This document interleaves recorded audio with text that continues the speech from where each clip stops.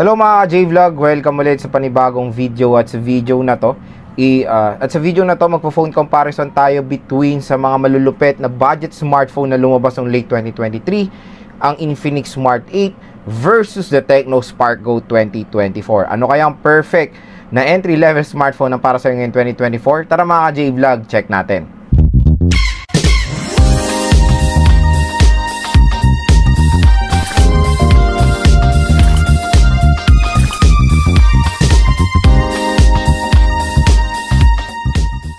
So marami pong nagre-request na itong video na to. Lods, pag-compare mo naman po ang Tecno Spark Go 2024 and the Infinix Smart 8. So yan, ipag-compare natin sila mga J-Vlog na pareho lang naman to ng ng company, Transsion company.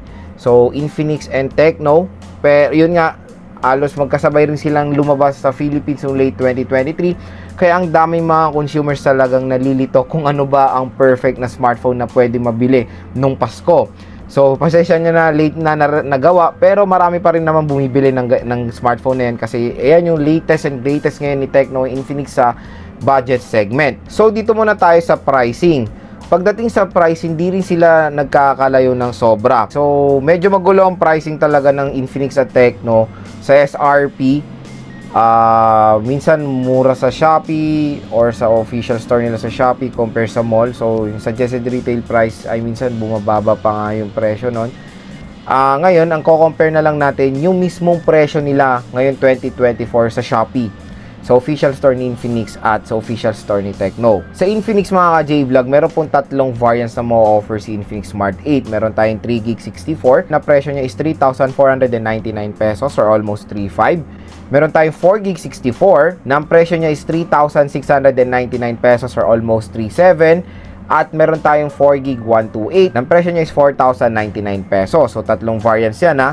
Sa Tecno Spark Go 2024, dalawang variants niya. Meron tayong 3GB 64 na ang presyo niya is 3,699 or 3,700. Tapos meron tayong 4GB 128 na ang presyo niya is 4,299 or almost 4,300. Kung mapapansin nyo mga ka-J-Vlog, mas mahal lang ng few hundred pesos si Tecno Spark Go 2024 compare kay Infinix Smart 8. Tingnan natin kung ano nga ba ang pinagkaiba nila, bakit mas mahal ang Tecno Spark Go 2024 kung based sa specifications sila na ginamit ko nga, almost the same lang talaga. So stay tuned lang, titingnan natin kung ano nga bang pinagkaiba netong dalawang budget smartphone na to. So next, ito tayo sa mga advantages sila sa isa't isa. I-compare mo tong dalawang smartphones na to, napakakunti lang na advantages nila sa isa't isa.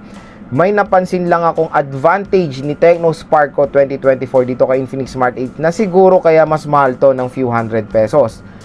At yan po mga ka-J-Vlog, yung speakers ng Tecno Spark Go 2024. Dahil ito ang smartphone na to ay meron dual stereo speakers compare kay Infinix Smart 8 na single speaker lang po siya. So syempre personally, mas gusto ko sa isang smartphone yung meron dual stereo speakers for immersive sound. And syempre yung bass quality, mas maganda yung tunog pag dalawa po yung speakers kasi nga po surround. Meron din naman magandang feature si Infinix Smart 8 na meron 200% volume kahit na single speaker siya para ma-increase yung loudness. Pero yung tinest ko nga, comparing sa bass quality nila, mas maganda talaga ang Tecno Spark Go 2024. Malakas din yung Tecno Spark Go 2024 when it comes sa speakers dahil dalawa nga yung speakers niya. Parang nag-match lang siya sa Infinix Smart 8 dahil nga meron 200% volume. Pero kung i-compare mo pagdating sa bass quality, syempre mas maganda pa rin all the way ang surround sound compare sa mono sound.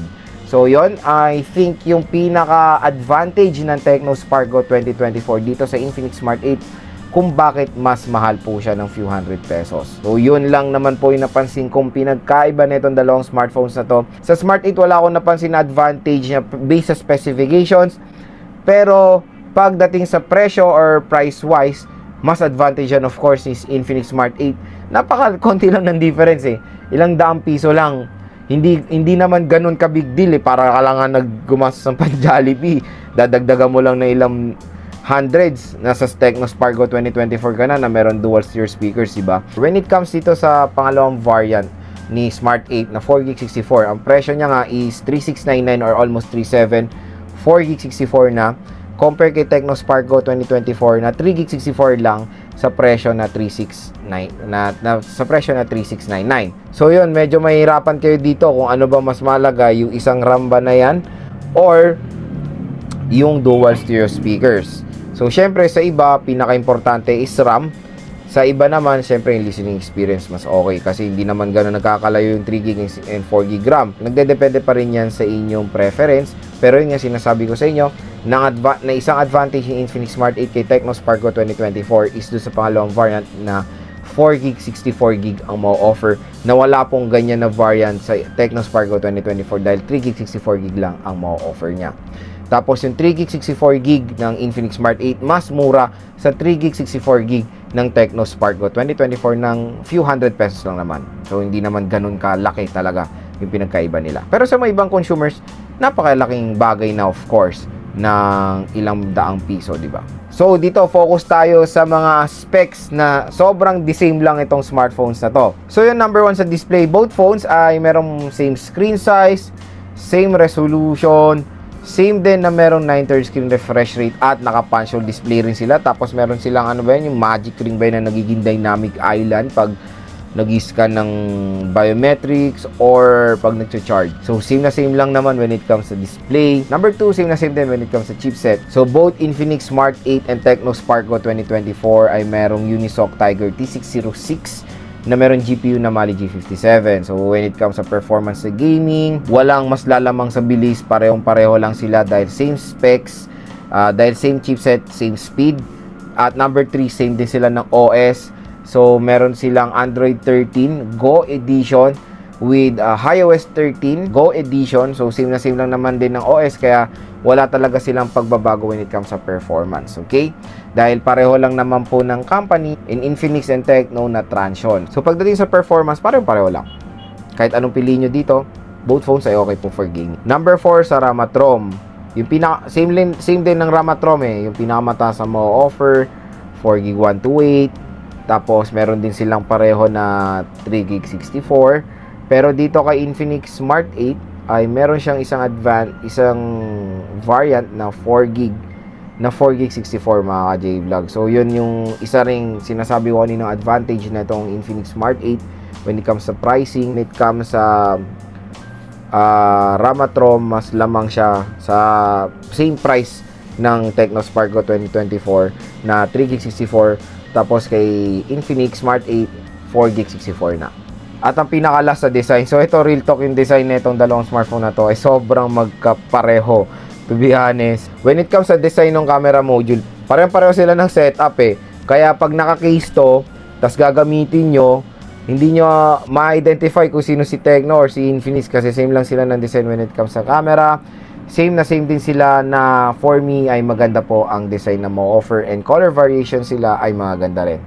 So yan mga ka-J-Vlog, yung mga napansin kong specs na parehong-pareho dito sa Tecno Spark Go 2024 and dito sa Infinix Smart 8. Sana nakatulong po sa inyo to kung nagde-decide kayo bumili alin man dito sa dalawang smartphones na to. Si Infinix Smart 8 at si Tecno Spark Go 2024 ay same lang po ng specifications when it comes sa camera. So pareho sila na meron 13 megapixel main camera. Tapos yung front camera nila ay same din na merong 8 megapixels. Both phones ay capable ng Full HD 1080p video recording. Sa screen, pareho rin sila ng specs. Meron silang 6.6 inches IPS LCD display na merong resolution na HD Plus 720 by 1612 pixels na meron 267 pixels per inch. Both phones din ay support ng 9:30 screen refresh rate at pareho silang naka-punch hole display. Both phones din ay same din ng OS na Android 13 Go Edition. Sa chipset, same na same din. Unisoc Tiger T606 na merong octa-core CPU na merong clock speed na up to 1.6 GHz. Sa GPU, meron sila pareho na Mali G57. Nagkakatalo lang sila sa speakers dahil si Infinix Smart 8 ay merong single speakers pero up to 200% ang kanyang volume.